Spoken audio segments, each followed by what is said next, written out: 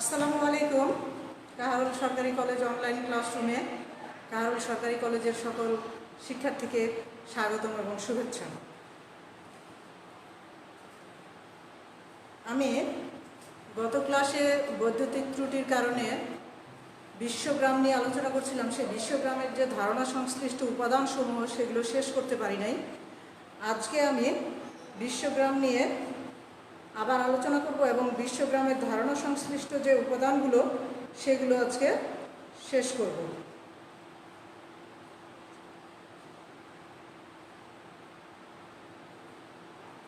আমি কয়েকটি উপাদান নিয়ে আলোচনা করেছিলাম বিশ্বগ্রামের, যেমন যোগাযোগ নিয়ে আলোচনা করেছিলাম। তোমরা যারা ক্লাস দেখেছো তারা জানো আমি যোগাযোগ নিয়ে আলোচনা করেছিলাম, আমি কর্মসংস্থান নিয়ে আলোচনা করেছিলাম, আমি শিক্ষা নিয়ে আলোচনা করেছিলাম। এগুলো হচ্ছে বিশ্বগ্রামের ধারণা সংশ্লিষ্ট প্রধান উপাদান। আমি আজকে আরও আলোচনা বাকি যে উপাদানগুলো আছে সেই উপাদানগুলো নিয়ে আলোচনা করব। আজকে আমি চিকিৎসা থেকে আলোচনা করি, যে চিকিৎসা উপাদানটা নিয়ে।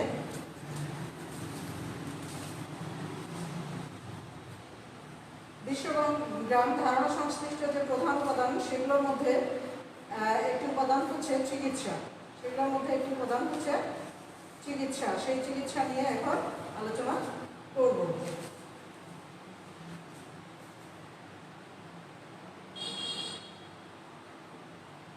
চিকিৎসা বা ট্রিটমেন্ট,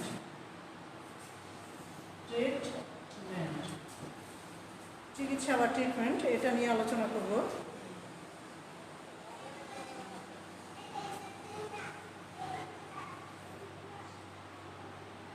তোমরা প্রথম বর্ষের ছাত্রছাত্রী যারা আছো তাদের কোনো প্রশ্ন থাকলে তোমরা জানতে চাইও কমেন্টে, এবং তোমাদের নাম রোলগুলো কমেন্ট বক্সে দিয়ে দিও। তাহলে আমি বিশ্বগ্রাম ধারণা সংশ্লিষ্ট যে উপাদান চিকিৎসা, সেই চিকিৎসা নিয়ে আলোচনা করবো। যে তথ্য ও যোগাযোগ প্রযুক্তি বিকাশের ফলে আমরা যে বিশ্বটাকে একটা গ্রামে পরিণত করে বিশ্বগ্রাম করে ফেলেছি, বিশ্বটাকে গ্রাম করে ফেলেছি, সেই বিশ্বগ্রামের কেন বিশ্বগ্রাম হলো, সেই উপাদানগুলোর মধ্যে একটা উপাদান হচ্ছে চিকিৎসা। তো চিকিৎসা আগে যতটা কঠিন ছিল এখন অনেকটা সহজ হয়ে গিয়েছে। কেন? এই তথ্য যোগাযোগ প্রযুক্তির উৎকর্ষতার ফলে, বিকাশের ফলে, বা এই প্রযুক্তির উন্নয়নের ফলে আমরা যে কোনো চিকিৎসা এখন আমরা যদি ডাক্তারের কাছে নাও যাই, আমরা ঘরে বসেই ভিডিও কনফারেন্সিংয়ের মাধ্যমে বা অডিও কনফারেন্সিংয়ের মাধ্যমে চিকিৎসা সেবা ডাক্তারের কাছ থেকে পেতে পারি বা নিতে পারি। তাহলে সেই চিকিৎসা কি আমরা কিন্তু জানি যে রোগীর হচ্ছে চিকিৎসা হচ্ছে যে রোগীর রোগ নিরাময়ের চেষ্টা, রোগীর রোগ নিরাময়ের জন্য যা করা হয় সেটাই হচ্ছে চিকিৎসা। অর্থাৎ রোগীকে, অসুস্থ ব্যক্তি, এই অসুস্থ ব্যক্তির রোগ নির্ণয় করার জন্য এবং রোগ নির্ণয়ের জন্য প্রয়োজনে কি করতে হয়, বিভিন্ন ধরনের পরীক্ষা নিরীক্ষা করতে হয়। পরীক্ষা নিরীক্ষা করার পরে রোগীকে ব্যবস্থাপত্র দেওয়া হয়, যেটাকে আমরা প্রেসক্রিপশন বলি। তাহলে এই ব্যবস্থাপত্র দেওয়া হয় এবং প্রয়োজনে সেই রোগীর অপারেশনও যদি প্রয়োজন হয় তাহলে অপারেশন করা হয়। এবং এই সব প্রক্রিয়ার মাধ্যমে যখন রোগ মুক্তির সঠিক একটা ব্যবস্থা নেওয়া হয় সেটাকেই বলা হচ্ছে চিকিৎসা। তো এই চিকিৎসা আমরা এই তথ্য যোগাযোগ প্রযুক্তির উৎকর্ষতার জন্য বিভিন্নভাবে করতে পারি। যেমন আমরা না গিয়েও ভিডিও কনফারেন্সিংয়ের মাধ্যমে করতে পারি। আবার আমাদের যে রোগ নির্ণয়ের যে ব্যবস্থাগুলো, যেমন এক্স-রে আছে, আলট্রাসোনোগ্রাম আছে, এমআরআই আছে, অনেক রোগ নির্ণয়ের যে ব্যবস্থা, পরীক্ষা নিরীক্ষা, এই পরীক্ষা নিরীক্ষাগুলো উন্নত যন্ত্রপাতিতে এখন করা হয়, যার কারণে রোগ নির্ণয় করা অনেকটা সহজ হয়ে গিয়েছে। অনেক আগে যখন মানুষ মারা যেত তখন কী রোগে মারা গেল মানুষ হয়তো বা বুঝতো না, কিন্তু এখন রোগ নির্ণয় করাটা যেমন সহজ হয়ে গিয়েছে, এই রোগ নিরাময় করাটাও অনেকটা সহজ হয়েছে। তাহলে চিকিৎসার পরে আমি আলোচনা করব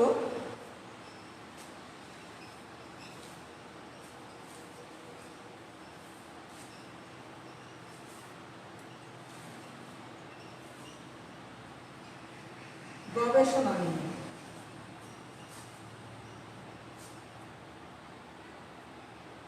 গবেষণা অর্থাৎ রিসার্চ।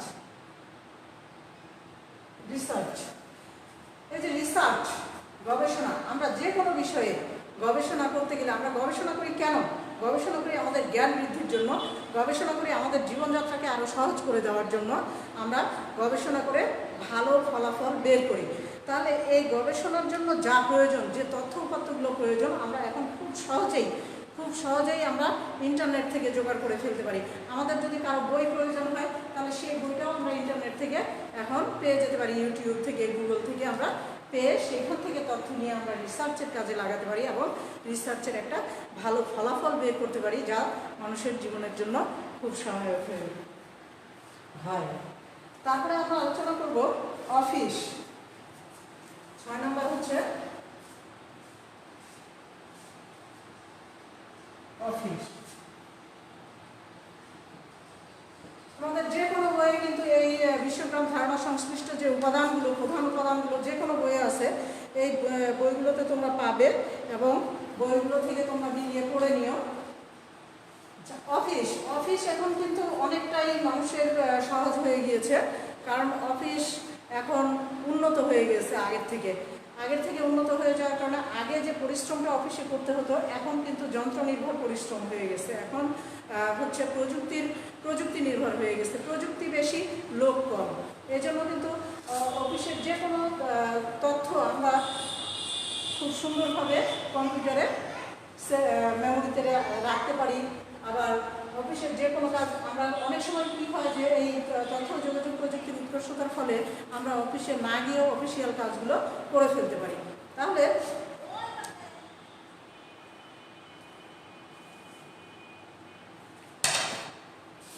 আমরা এই প্রযুক্তির উন্নতির কারণে আমরা এই অফিসিয়াল যে কোনো ডকুমেন্টস আমরা সংরক্ষণ করে রাখতে পারি। অনেক দিনের ডকুমেন্টসও আমরা সংরক্ষণ করে রাখতে পারি, যেটা হয়তো বা কাগজে লিখে রাখলে বা কোথাও রাখলে নষ্ট হয়ে যাওয়ার সম্ভাবনা থাকে, কিন্তু এখান থেকে আর নষ্ট হওয়ার সম্ভাবনা থাকে না। আবার তথ্য মনে করো যে অফিসিয়াল তথ্য ব্যবস্থাপনার কাজগুলোও আমরা প্রযুক্তির মাধ্যমে করলে অনেক সহজ হয়ে যায়। তারপরে আবার অফিসের যে প্রশাসনিক কাজ আছে সেগুলোও আমরা তথ্য যোগাযোগ প্রযুক্তির মাধ্যমে আমরা ঠিক করে নিতে পারি। তাহলে আমরা যে এই অফিসটাকে কিন্তু তথ্য যোগাযোগ প্রযুক্তির উন্নতির জন্য আমরা অফিসটাকে কী করছি, ডিজিটাল করে ফেলেছি। এখন অফিসের বিভিন্ন শাখা, একই কোম্পানির বা একই অফিসের বিভিন্ন শাখা বিভিন্ন শহরে থাকে, বিভিন্ন দেশে থাকে, কিন্তু সবার সঙ্গে সবার যোগাযোগ থাকে এই প্রযুক্তির উন্নয়নের জন্য, এবং মুহূর্তের মধ্যেই এক অফিসের ডেটা আরেক অফিসে পাঠিয়ে দিতে পারে, অর্থাৎ অফিসটা ডিজিটাল হয়ে গেছে। তারপরে আমরা বাসস্থান,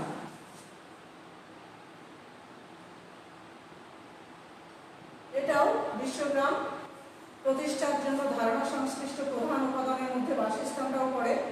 রেসিডেন্স, বাসস্থান অর্থাৎ রেসিডেন্স।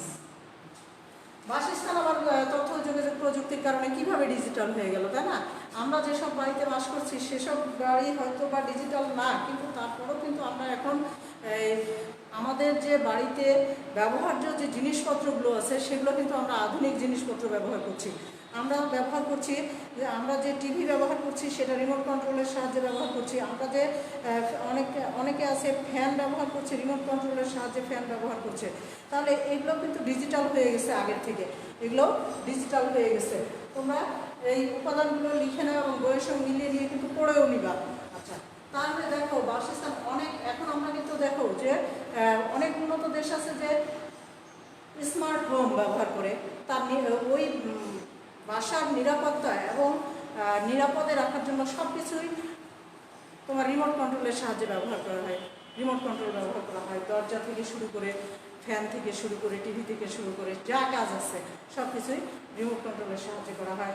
আবার অনেক সময় রোবটের সাহায্যেও বাড়ির সব কাজ করে নেওয়া হয়। তাহলে যখন এই সুবিধাগুলো কোনো বাসায় বিদ্যমান থাকবে তখন সেই বাসাটাকে বলা হবে কি স্মার্ট হোম, অর্থাৎ বাড়ির নিরাপত্তা প্রদান, বাড়ির দরজা থেকে শুরু করে সব কিছু যখন কন্ট্রোল করতে পারবে প্রযুক্তির মাধ্যমে, তখন সেটাকে বলা হবে স্মার্ট হোম। তাহলে অনেক উন্নত দেশে কিন্তু স্মার্ট হোমেও বসবাস করছে। তারপরে বিজনেস, ব্যবসা বাণিজ্য।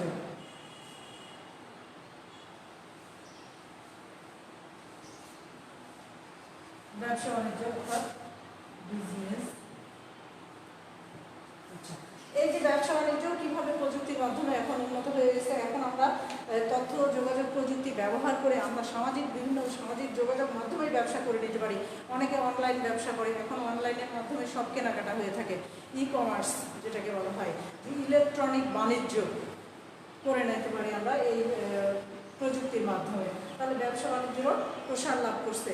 এক দেশ থেকে আরেক দেশেও আমরা এই প্রযুক্তির মাধ্যমে, অর্থাৎ আমরা সামাজিক যোগাযোগ মাধ্যম যেমন অনেকেই আছে, আমরা তো ফেসবুকের সঙ্গে অনেকেই পরিচিত। ফেসবুক যারা চালায় তারা দেখবা যে অনেকেই এই তাদের বিভিন্ন মানে যারা ব্যবসা করে তারা তাদের বিভিন্ন জিনিসপত্রের অ্যাডভার্টাইজ এই ফেসবুকের মাধ্যমেও দিয়ে থাকে। আবার আমরাও ফেসবুকের মাধ্যমে এই কেনাকাটা করতে পারি। বিভিন্ন ধরনের কিন্তু অনলাইন ব্যবসা, যেমন গারাজ, অনেক ধরনের কোম্পানি এখন মানে তৈরি হয়েছে, যারা হচ্ছে এই ব্যবসা বাণিজ্যকে প্রযুক্তির মাধ্যমেই করে থাকে। ঘরে বসেই ব্যবসা বাণিজ্য করতে পারছে। তারপরে দেখো নিউজ, অর্থাৎ সংবাদ। নিউজ এর তো কথাই নেই। দেখো আমরা যে কোনো তথ্য, বিশ্বের যে কোনো তথ্য ঘরের মধ্যে বসে যে কোনো মুহূর্তে আমরা পেয়ে যাচ্ছি।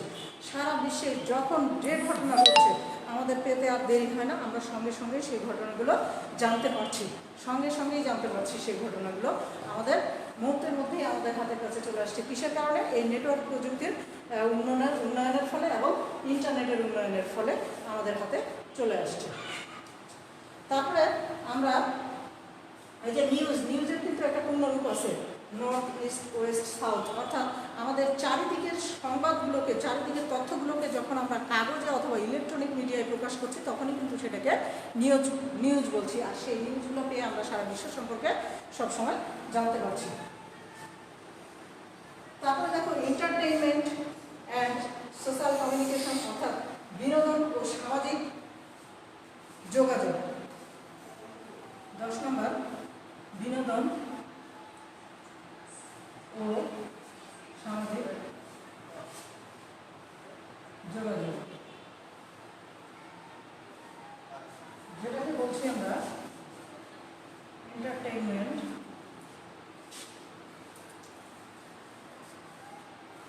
And social communication.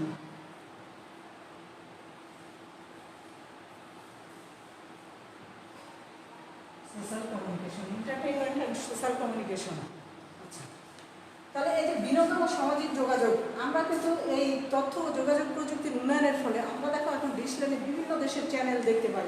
তাহলে আমরা বিভিন্ন দেশের চ্যানেল যখন দেখতে পাই, আবার টেলিভিশনে, আবার আমরা যখন সংবাদপত্র, বিভিন্ন দেশের সংবাদপত্র এখন ইন্টারনেটে পেয়ে যাই, আমাদের কাগজ হাতে নিয়ে না পড়লেও কিন্তু চলে। এখন আমরা নেটের মাধ্যমে আমরা স্মার্টফোনে বা কম্পিউটারে বিভিন্ন দেশের সংবাদপত্র দেখতে পাই, বিভিন্ন দেশের সাংবাদিকদের লেখা আমরা পড়তে পারি। তাহলে আমরা সেখান থেকেই কিন্তু বিভিন্ন ধরনের বিনোদন ও সামাজিক যোগাযোগ মাধ্যম আমাদের বিভিন্ন দেশের মধ্যে আমাদের গড়ে ওঠে এবং আমরা বিভিন্ন দেশের যে বিনোদন ব্যবস্থা আমরা গ্রহণ করতে পারি এবং আমাদের বিনোদনের বা আমাদের রিক্রিয়েশনের কাজে লাগাতে পারি। তারপরে কালচারাল এক্সচেঞ্জ, 11 নম্বর হচ্ছে কালচারাল এক্সচেঞ্জ, অর্থাৎ সাংস্কৃতিক বিনিময়।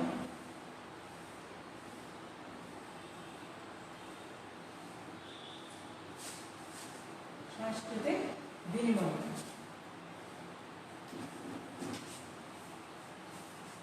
কালচারাল এক্সচেঞ্জ, সাংস্কৃতিক বিনিময়।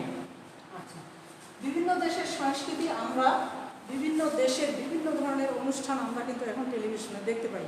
কে কীভাবে পয়লা বৈশাখ উদযাপন করে, কে কীভাবে ঈদ উৎসব উদযাপন করে, কে কীভাবে পুজো উৎসব উদযাপন করে।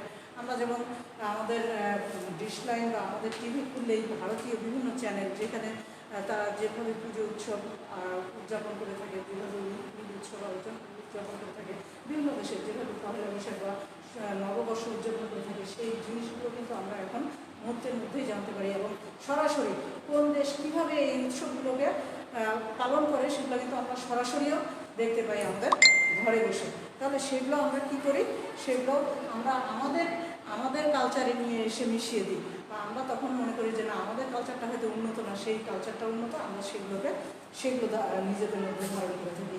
এভাবে আমরা কালচারাল এক্সচেঞ্জ অর্থাৎ সাংস্কৃতিক বিভিন্ন বিষয়গুলোকে বিনিময় করে থাকি। তাহলে আমি তোমাদেরকে এই যে বিশ্বগ্রাম প্রতিষ্ঠার ধারণাগুলো আলোচনা করলাম প্রথম থেকেই, এই ধারণাগুলো তোমরা একটু পড়ে নিবা। এর মধ্যে যে সংজ্ঞাগুলো আমি বলেছি সেই সংজ্ঞাগুলো যেমন হচ্ছে তোমাদেরকে আমি বলেছি ভিডিও কনফারেন্সিংয়ের সংজ্ঞা, টেলিকনফারেন্সিংয়ের সংজ্ঞা, তোমাদের এই সংজ্ঞাগুলো কিন্তু তোমরা পড়ে নিও। এবং তোমাদের আরও একটা গুরুত্বপূর্ণ বিষয় আমি গত ক্লাসে বলেছি যে কমিউনিকেশনের মধ্যে অর্থাৎ গাড়ির মধ্যে যে জিএসএম এবং জিপিএস যে সিস্টেমগুলো জুড়ে দেওয়া হয়, এই সিস্টেমগুলো কি এবং এই সিস্টেমগুলো ব্যবহারের কারণে কি আমরা কী ধরনের সুবিধা ভোগ করতে পারি, এই জিনিসগুলো তোমরা একটু পড়ে নিও আচ্ছা ভালো করে। আজকে আমি তোমাদের আরও একটা বিষয় নিয়ে আলোচনা করব তোমাদের মধ্যে, সেটা হচ্ছে যে তোমাদের ভার্চুয়াল রিয়েলিটি নিয়ে তোমাদের সঙ্গে আলোচনা করব। ভার্চুয়াল রিয়েলিটি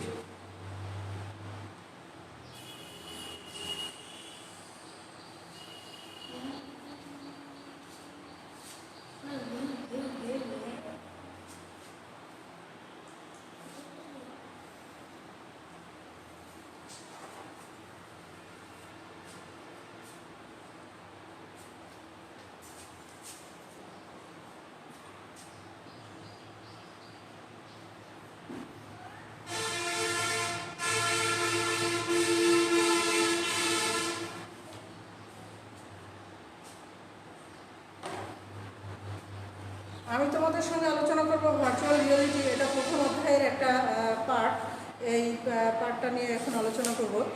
তারপরে তোমাদেরকে আমি বলে দেবো যে এগুলো থেকে কী ধরনের প্রশ্ন আসতে পারে।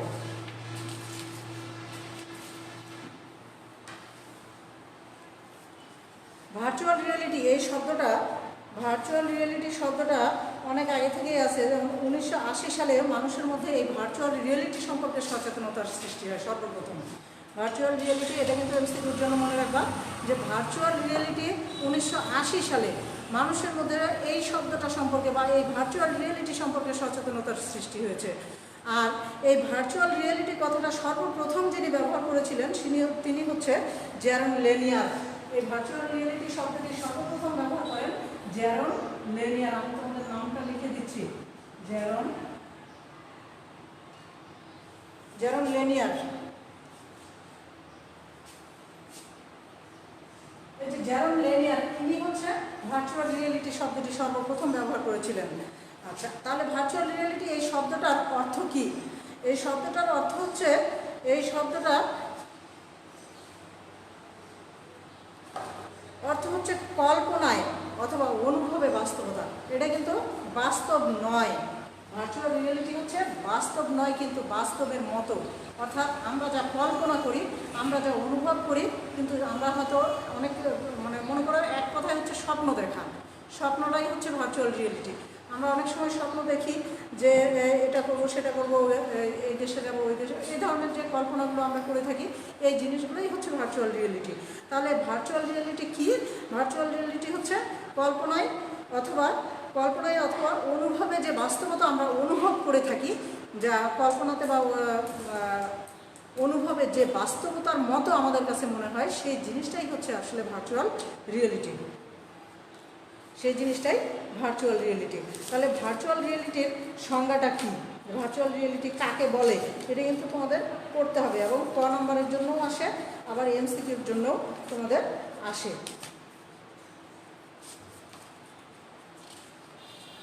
যে ভার্চুয়াল রিয়েলিটি কী, এ ধরনের জিনিস এই প্রশ্ন তোমাদের আসে। তাহলে আমি সংজ্ঞাটা বলছি, তোমরা একটু শুনে নাও যে সংজ্ঞাটা কি, ভার্চুয়াল রিয়েলিটি কি। এই সংজ্ঞাটা আমি বলছি, তোমরা হয়তো লিখেও নিতে পারো খাতা কলমে, আবার শুনেও নিতে পারো। তোমরা যারা ফার্স্ট ইয়ার, তোমরা যারা প্রথম বর্ষ আসছো, তারা কিন্তু কমেন্টে নাম রোল লিখে দেবা। ভার্চুয়াল রিয়েলিটি হচ্ছে বাস্তব নয় তবে বাস্তবের ধারণা সৃষ্টি করতে সক্ষম। আবার বলছি, বাস্তব নয় কিন্তু বাস্তবের ধারণা সৃষ্টি করতে সক্ষম এমন কল্পনা নির্ভর বিষয়। ভার্চুয়াল রিয়েলিটি হলো বাস্তব নয় তবে বাস্তবের মতো ধারণা সৃষ্টি করতে সক্ষম এমন কল্পনা নির্ভর বিষয় অনুভব করার, এরকম কল্পনা নির্ভর বিষয় অনুভব করার ত্রিমাত্রিক অবস্থা উপস্থাপনকে বলা হচ্ছে ভার্চুয়াল রিয়েলিটি। তাহলে আমি আবারও বলছি, তোমরা আবারও শুনে নাও। বাস্তব নয় তবে বাস্তবের মতো ধারণা সৃষ্টি করতে সক্ষম এমন কল্পনা নির্ভর বিষয় অনুভব করার ত্রিমাত্রিক অবস্থা উপস্থাপনকেই বলা হচ্ছে ভার্চুয়াল রিয়েলিটি। তাহলে এই যে ভার্চুয়াল রিয়েলিটি, আমি বললাম কি ত্রিমাত্রিক অবস্থা উপস্থাপন করাটাই হচ্ছে ভার্চুয়াল রিয়েলিটি। সম্পূর্ণ একটা কম্পিউটার প্রযুক্তি বা কম্পিউটার সিমুলেটেড পরিবেশ দ্বারা তৈরি, যে পরিবেশটাতে প্রবেশ করলে আমাদের কাছে মনে হবে যে আমরা বাস্তবে এই জিনিসটাই করছি, তাহলে ওইটাই হচ্ছে ভার্চুয়াল রিয়েলিটি। কিন্তু আমরা কিন্তু বাস্তবে করছি না, তাহলে বাস্তবের ধারণা উদ্বেগকারী বিজ্ঞানটাই হচ্ছে ভার্চুয়াল রিয়েলিটি। তাহলে এক কথা বলা যাচ্ছে যে বাস্তব নয়, কিন্তু বাস্তবের ধারণা উদ্বেগকারী বিজ্ঞানটাই হচ্ছে বা বিজ্ঞান নির্ভর কল্পনাটাই হচ্ছে ভার্চুয়াল রিয়েলিটি। আমরা ভার্চুয়াল রিয়েলিটির আরও উদাহরণ দিতে পারি, যেমন আমরা যদি হয়তো বা কোনো পার্কে বেড়াতে গেছি বা কোনো মিউজিয়ামে বেড়াতে গেছি, আমরা যদি সেখানে গিয়ে দেখি যে না, আমি আরেকটা বাস্তব উদাহরণ দিই, যেমন আমরা যদি ঢাকা জাদুঘরে গিয়ে দেখা যায় যে অনেক রাজার আমলের খাট, অনেক কিছু আছে বা ইতিহাস ঐতিহ্য রক্ষা করার জন্য যে জিনিসগুলো আছে সেগুলো দেখলে মনে হয় কি যে না, আমরা হয়তো ওই জগতে প্রবেশ করে গেছি। তো এই যে জিনিসগুলো আমরা যখন অনুভব করছি, এই অনুভব করার যে শক্তিটা, এটাই হচ্ছে ভার্চুয়াল রিয়েলিটি। আবার অনেক সময় অনেক বিনোদন পার্কগুলোতে গিয়ে দেখা যায় যে 3D ছবি দেওয়া আছে, হয়তো তোমাকে একটা চশমা পরিয়ে দেওয়া হলো, সেই চশমাটা পরে যদি তুমি হয়তো বাঘের ছবি, মনে করো বাঘের ছবি দেওয়া আছে, একটা চশমা পরিয়ে দেওয়া হলো, বাঘের দিকে দেখলে মনে হবে যে বাঘটা আমাকে খেতে আসছে। এই যে অনুভবটা, মনে হওয়াটাই হচ্ছে ভার্চুয়াল রিয়েলিটি। আবার দেখো যে বিভিন্ন বিনোদন পার্কগুলোতে যে রেল লাইনগুলো দেওয়া আছে, সেই যে ছোটো খেলনা যে রেল লাইনগুলো, আবার ওই রেলগুলো ঢোকা একটা গর্তের মতো জায়গা দিয়ে যায়, সেখানে আবার হয়তো ভয় দেখানো হয়। এই যে ভয় পেয়ে যাওয়াটা, এগুলোই হচ্ছে ভার্চুয়াল রিয়েলিটি, যেটা আসলেই বাস্তব না, সেখানে কোনো ক্ষতি হবে না, কিন্তু ভয় পেয়ে গেলাম। এই যে চেতনা উদ্বেগকারী, বাস্তবতার মতো চেতনা উদ্বেগকারী বিজ্ঞান, এটাই হচ্ছে ভার্চুয়াল রিয়েলিটি। এই ভার্চুয়াল রিয়েলিটির পরিবেশ তৈরি, এই পরিবেশটাতে আমাদেরকে যেতে হবে, তাহলে আমরা কিন্তু ভার্চুয়াল রিয়েলিটি সম্পর্কে বুঝতে পারবো। ভার্চুয়াল রিয়েলিটি যেখানে সিমুলেটেড পরিবেশ তৈরি করা হয়েছে, সেই পরিবেশটাতে গেলেই আমরা ভার্চুয়াল রিয়েলিটি সম্পর্কে বুঝতে পারবো যে না, আসলে এটাই ভার্চুয়াল রিয়েলিটি, যেটা আসলেই সত্য না, তাও আমি ভয় পেয়ে গেলাম বা তাও আমার মনে হলো যে এটা সত্যি। আমি হয়তো গাড়ি চালাচ্ছি না, কিন্তু আমার মনে হচ্ছে যে গাড়ি আমি চালাচ্ছি। এই ধরনের জিনিসগুলো হচ্ছে ভার্চুয়াল রিয়েলিটি। এই ভার্চুয়াল রিয়েলিটি পরিবেশ তৈরি করার জন্য কিছু উপাদানের প্রয়োজন হয়, সেই উপাদানগুলো আমি লিখে দিচ্ছি, তোমরা লিখে নাও। ভার্চুয়াল রিয়েলিটির পরিবেশ তৈরির জন্য প্রয়োজনীয় উপাদানসমূহ। ভার্চুয়াল রিয়েলিটি এর পরিবেশ তৈরির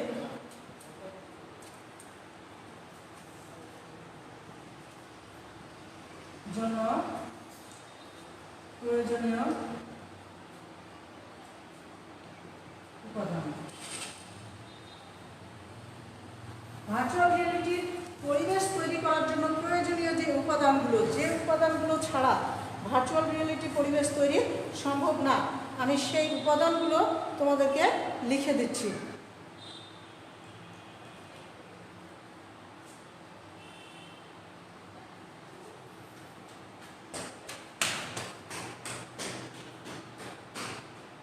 আচ্ছা, সুমন রায়, তুমি লিখেছো যে আজকে বইটা তুমি নিয়েছো, যে বইটা আমি নিতে বলেছি, অর্থাৎ যে বইটার ছবি আমি তোমাকে দিয়েছিলাম, সেই বইটা তুমি নিয়েছো, ঠিক আছে। সেই বই অনুযায়ী তুমি পড়তে থাকো এবং বন্ধুদেরও বলো যেন অনলাইন ক্লাসগুলো করে এবং তুমিও অনলাইন ক্লাসে যুক্ত থাকো। এখানে থেকে তোমরা প্রশ্ন করতে পারবে এবং সেই প্রশ্ন অনুযায়ী আমরা সমাধান দেওয়ার চেষ্টা করব। এটাও কিন্তু একটা ভার্চুয়াল রিয়েলিটির মধ্যেই পড়ে যে আমরা এই যে লাইভ ক্লাস নিচ্ছি এবং তোমরা যখন ক্লাসটা করবে, আমাদের সঙ্গে যখন বিনিময় হবে কথা, তখন কিন্তু বাস্তব মনে হবে যে না, ক্লাসরুমে ক্লাস নিচ্ছি। আর তোমরা যদি অ্যাটেন্ড না করো, তোমরা যদি আমাদের সঙ্গে তোমাদের সমস্যাগুলো বিনিময় না করো বা জানতে না চাও বা তোমরা শিখতে না পারো এখান থেকে, তাহলে কিন্তু এটা কোনো কাজে লাগবে না। আচ্ছা, তাহলে আমি কি লিখতেছি যে ভার্চুয়াল রিয়েলিটির পরিবেশ তৈরির প্রয়োজনীয় উপাদানসমূহ। উপাদানসমূহের একটা উপাদান, প্রথম উপাদানটা হচ্ছে ইফেক্টর। ইফেক্টর বা head mounted display. Head mounted display. এই যে ইফেক্টর বা হেড মাউন্টেড ডিসপ্লে, এটা হচ্ছে ভার্চুয়াল রিয়েলিটির পরিবেশ তৈরি করার একটা উপাদান বা একটা যন্ত্র।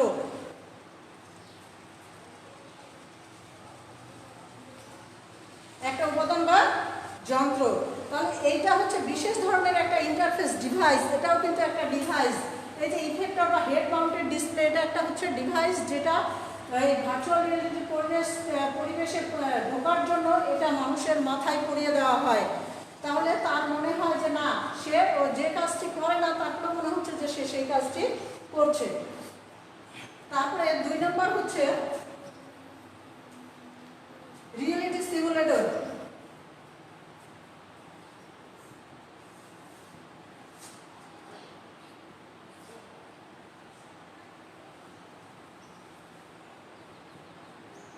এই রিয়েলিটি সিমুলেটর এটাও একটা ডিভাইস। এই ডিভাইসটা কি করে, যে কোনো তথ্য প্রতিনিয়ত, এটা কিন্তু ডিভাইস বলতে এটা একটা হার্ডওয়্যার। এই হার্ডওয়্যারটা প্রতিনিয়ত ডেটা প্রেরণ করে থাকে এই ইফেক্টরকে। যে কোনো সেন্সর বিষয়গুলো, এই যে ভার্চুয়াল রিয়েলিটি পরিবেশের যে কোনো সেন্সর বিষয়গুলোকে কি করে ইফেক্টরের কাছে পৌঁছাতে থাকে, প্রেরণ করতে থাকে। তারপরে 3 নম্বর হচ্ছে ডেটা গ্লোবস।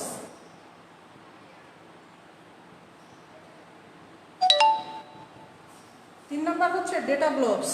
এই যে ডেটা গ্লোবস, এই ডেটা গ্লোবস এটা কি করে প্রয়োজনীয় কমান্ড প্রদান করে থাকে, অর্থাৎ ভার্চুয়াল রিয়েলিটি পরিবেশে প্রয়োজনীয় কমান্ড প্রদান করে থাকে ডেটা গ্লোবস। এবং এই ডেটা গ্লোবস দিয়ে আমরা স্পর্শ করার অনুভূতিগুলো পেয়ে থাকি। আমরা হয়তো চাঁদ ছুঁতে পারবো না, কিন্তু এই ডেটা গ্লোবস করে যখন আমাদের সেই পরিবেশে পৌঁছে দেওয়া হবে তখন মনে হবে যে না, আমি চাঁদের মাটি হাত দিয়ে নাড়ছি। তারপরে 4 নম্বর বডি সুইট।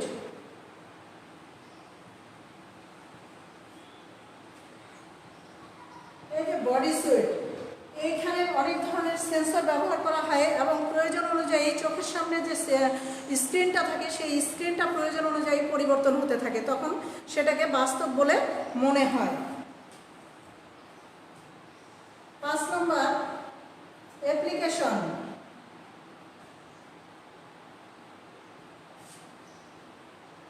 অ্যাপ্লিকেশন এটা হচ্ছে এক ধরনের, এই অ্যাপ্লিকেশন হচ্ছে এক ধরনের সফটওয়্যার। আমরা তো ভার্চুয়াল রিয়েলিটিটা প্রথমেই বলছি যে কম্পিউটার দ্বারা নিয়ন্ত্রিত একটা সিমুলেটেড পরিবেশ। তাহলে সেই কম্পিউটার পরিচালনা করতে গেলে অবশ্যই সফটওয়্যারের দরকার হয়। অতএব এই ভার্চুয়াল রিয়েলিটি পরিবেশটা তৈরি করার সময় এই অ্যাপ্লিকেশন সফটওয়্যারটার প্রয়োজন হয়ে থাকে।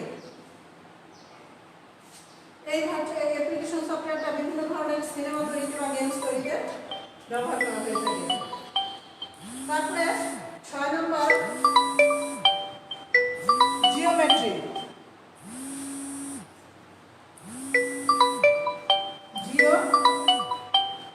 জিওমেট্রি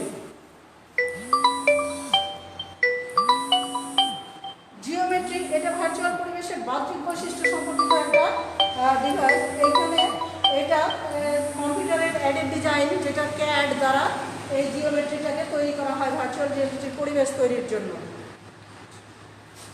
তারপরে 7 নম্বর বলছি আমি,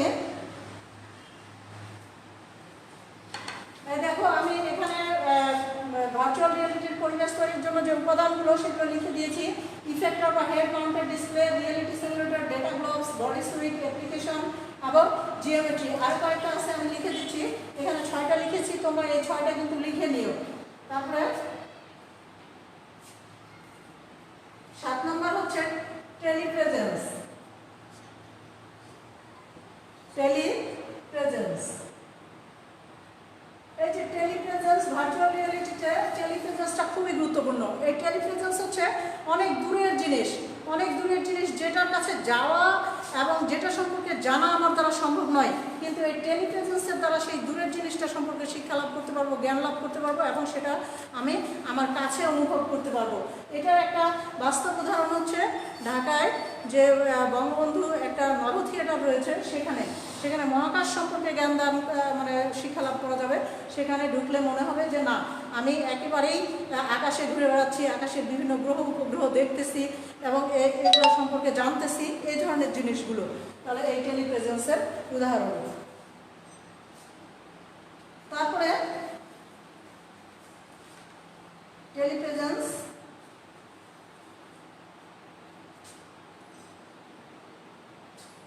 এই জিনিসগুলোই তাহলে এই টেলিপ্রেজেন্স পর্যন্ত এই জিনিসগুলো, এই উপাদানগুলো থাকলেই একটা ভার্চুয়াল রিয়েলিটির পরিবেশ তৈরি করা সম্ভব, যেখানে যেই সিমুলেটেড পরিবেশটাতে ঢুকলে তোমার কাছে বাস্তব না হলেও সেটাকে বাস্তবের মতো মনে হবে। এখন যে গুরুত্বপূর্ণ বিষয়গুলো থাকে, এই যে ভার্চুয়াল রিয়েলিটির গুরুত্বপূর্ণ যে বিষয়, কয়েকটা বিষয় গুরুত্বপূর্ণ থাকে, যে বিষয়গুলোকে গুরুত্ব সহকারে দেখা হয়, সেই গুরুত্বপূর্ণ বিষয়গুলো ভার্চুয়াল রিয়েলিটি পরিবেশের গুরুত্বপূর্ণ বিষয়। পরিবেশের গুরুত্বপূর্ণ বিষয়। এই গুরুত্বপূর্ণ বিষয়গুলোর মধ্যে কয়েকটা বিষয় গুরুত্বপূর্ণ, সেটা হচ্ছে একটা হচ্ছে শব্দ।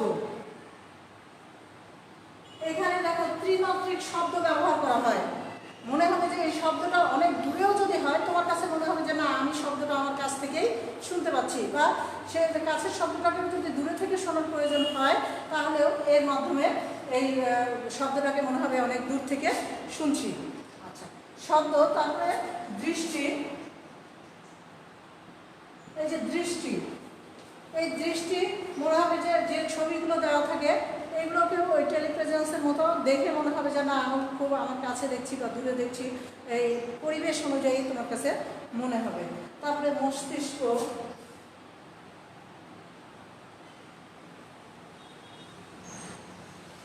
মস্তিষ্ক, আমরা মানুষের মস্তিষ্ক যেভাবে কাজ করে কম্পিউটার বিজ্ঞানকে কিন্তু সেভাবেই আগানোর চেষ্টা করা হয়। তারপরে স্পর্শ। স্পর্শ দেখো, এই যে ভার্চুয়াল রিয়েলিটি পরিবেশের গুরুত্বপূর্ণ এই কয়েকটা বিষয়, শব্দ, দৃষ্টি, মস্তিষ্ক এবং স্পর্শ, যেন আমরা বাস্তবে স্পর্শ করার মতো অনুভব করতে পারি।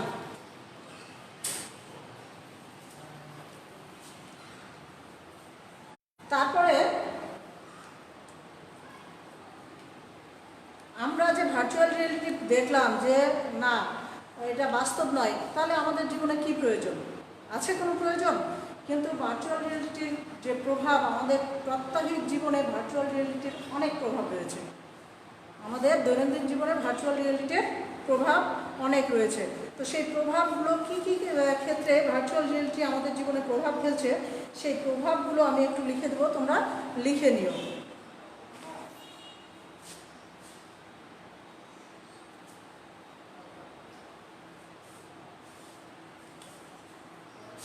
প্রাত্যহিক জীবনে বা দৈনন্দিন জীবনে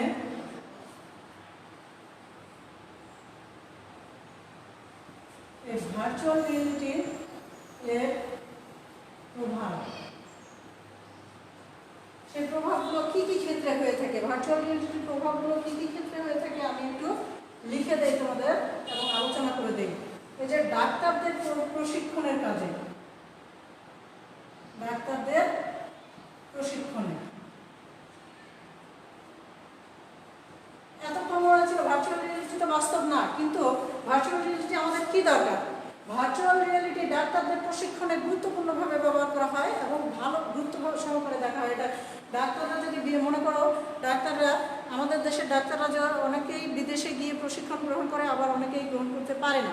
আবার এখানেও যখন বিভিন্ন ধরনের দেশেও বিভিন্ন ধরনের ট্রেনিংয়ের ব্যবস্থা করা হয়, তখন এই ভার্চুয়াল রিয়েলিটির মাধ্যমে ব্যবস্থাটা করে দেওয়া হয়।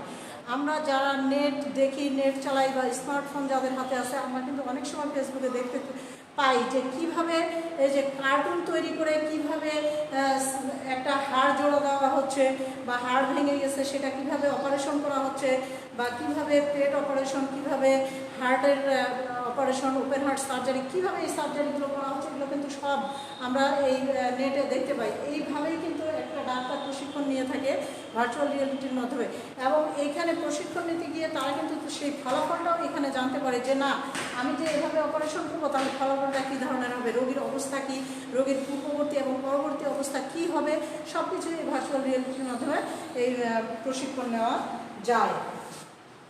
আবার 2 নম্বর, থেরাপি ও রোগ নির্ণয় করতে।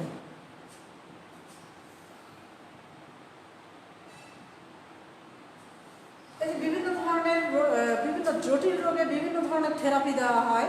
এই থেরাপি দিতেও ভার্চুয়াল রিয়েলিটি, যে এই থেরাপিটা আগে ভার্চুয়াল রিয়েলিটির মাধ্যমে দিয়ে দেওয়া হয় যে না, থেরাপিটা হয়তো বা দিয়ে দেখলো সেখানে ফলাফলটা কীরকম হচ্ছে বা কাজে লাগছে কিনা, এই জিনিসগুলো দেখে নেওয়া হয়।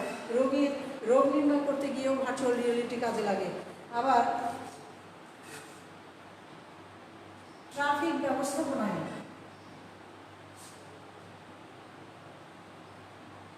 এই ট্রাফিক ব্যবস্থাপনায় ভার্চুয়াল রিয়েলিটি কাজে লাগে। যে গাড়ির গতি কীভাবে নির্ণয় করা, গতি কীভাবে তোমার হচ্ছে নির্ধারণ করা হবে বা গাড়ি কীভাবে চলবে, কোন দিক দিয়ে, এগুলো সব কিছু ভার্চুয়াল রিয়েলিটিতে করে নেওয়া যায়। আবার ড্রাইভিং প্রশিক্ষণে,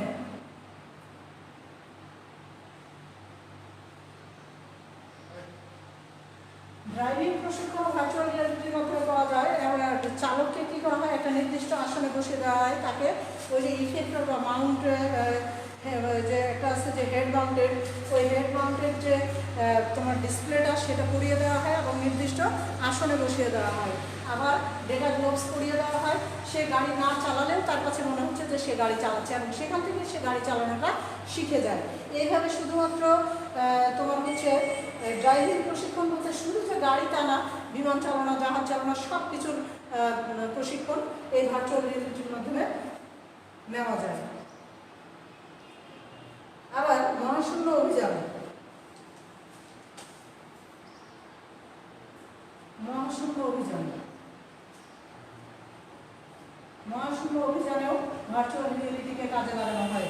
অর্থাৎ এমন একটা পরিবেশ তৈরি করা হয়, এই মনে করো যে মহাশূন্যে যাওয়া লাগবে না, এই পৃথিবীতে এই ভূপৃষ্ঠে এমন একটা পরিবেশ তৈরি করবে যে যেই পরিবেশটাতে ঢুকলে মনে হবে যে না, মহাশূন্যে আমি যেতে পারবো কিনা বা থাকতে পারবো কিনা, সেইখানকার পরিবেশের সঙ্গে স্যুট হবে কিনা, এই যারা মহাশূন্যে অভিযান করে তাদেরকে এইভাবে ভার্চুয়াল রিয়েলিটির মাধ্যমে প্রশিক্ষণ দিয়ে দেওয়া হয়। তারপরে আবার সামরিক বাহিনীতে,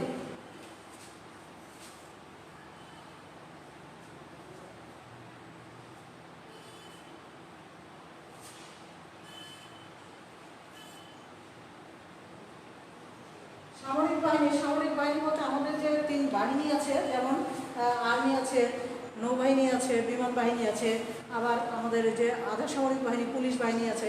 এই বাহিনীগুলোতে যখন প্রশিক্ষণ দেওয়া হয় তখন ভার্চুয়াল রিয়েলিটির মাধ্যমে প্রশিক্ষণটা দিয়ে দেওয়া হয়। তারপরে এবং তাদেরকে দক্ষ সেনা হিসেবে গড়ে তোলে। ব্যবসা বাণিজ্যের, আমি এগুলো মুছে দিচ্ছি, তোমরা এগুলো লিখে নাও। আমি ডাক্তারদের প্রশিক্ষণে, থেরাপি ও রোগ নির্ণয় করতে, ট্রাফিক ব্যবস্থাপনায়, ড্রাইভিং প্রশিক্ষণে, মহাশূন্য অভিযানে, সামরিক বাহিনীতে,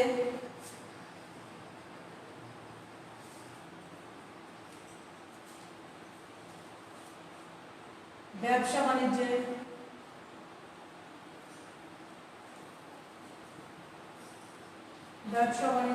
ব্যবসা বাণিজ্যেও ভার্চুয়াল রিয়েলিটির মাধ্যমে ব্যবসা বাণিজ্যের প্রশিক্ষণ নেওয়া হয় বা ব্যবসা বাণিজ্য করা হয়। আবার শিক্ষাক্ষেত্রে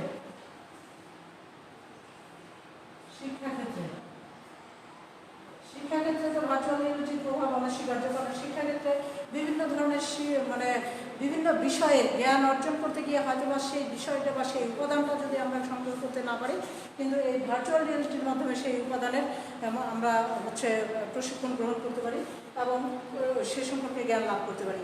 যেমন আমরা মানুষরা কীভাবে চলাফেরা করতেছি, মানুষের ভিতরের যে পার্টসগুলো আছে, যেমন আমাদের শিরা, রক্ত, আমাদের হৃৎপিণ্ড, এগুলো কীভাবে কাজ করছে, এই জিনিসগুলো আমরা কিন্তু এই ভার্চুয়াল রিয়েলিটির মাধ্যমে জানতে পারি এবং জ্ঞান লাভ করতে পারি। আবার দেখো নগর পরিকল্পনায়, নগর পরিকল্পনায় যে নগর পরিকল্পনা অর্থাৎ শহর এবং নগর পরিকল্পনা যে বাস্তবায়ন করার আগে কিন্তু ভার্চুয়াল রিয়েলিটির মাধ্যমে এটা দেখে নেওয়া যেতে পারে যে আমি যদি এই নগরটা এইভাবে গড়ে তুলি তার প্রভাবটা কী ধরনের হতে পারে, এটা আমরা পেয়ে যেতে পারি এখানে। তারপরে শিল্প কারখানায়,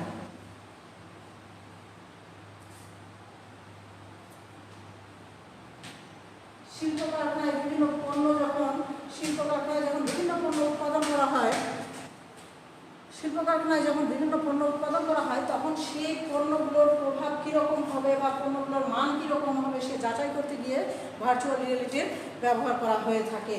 তারপরে আবার দেখো গেমস তৈরিতে, এখন বিভিন্ন ধরনের গেমস আমরা স্মার্টফোনে পেয়ে থাকি, কম্পিউটারে পেয়ে থাকি, যে গেমসগুলো খেলতে গিয়ে আমাদের শরীর হিম হয়ে যায় বা অনেকে আমরা দেখছি যে পাবজি গেমস এরকম বিভিন্ন ধরনের গেমস খেলতে গিয়ে মানুষ মারাও যায়। তাহলে এই গেমগুলো তৈরি করতে গিয়ে কিন্তু এই ভার্চুয়াল রিয়েলিটির সাহায্য নেওয়া হয়ে থাকে। তারপরে খেলাধুলা,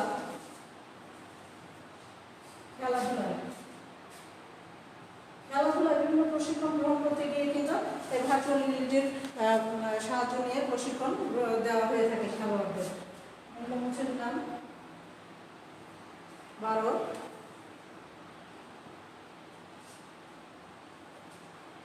মিডিয়ায়, এই যে মিডিয়ার ভার্চুয়াল রিয়েলিটির মাধ্যমে কিন্তু মানে মিডিয়াতে যে জিনিসগুলো, যে সংবাদগুলো, যে অনুষ্ঠানগুলো, বিভিন্ন সিনেমা বা গেমস, এই জিনিসগুলোতে এমন উৎকর্ষতা দেওয়া হয় এই ভার্চুয়াল রিয়েলিটির মাধ্যমে যে সেটাকে দেখে মনে হয় যে সত্যি সত্যি। তাহলে তারপরে ইতিহাস ঐতিহ্য রক্ষায়, ইতিহাস ও ঐতিহ্য রক্ষায়, ইতিহাস ঐতিহ্য রক্ষায়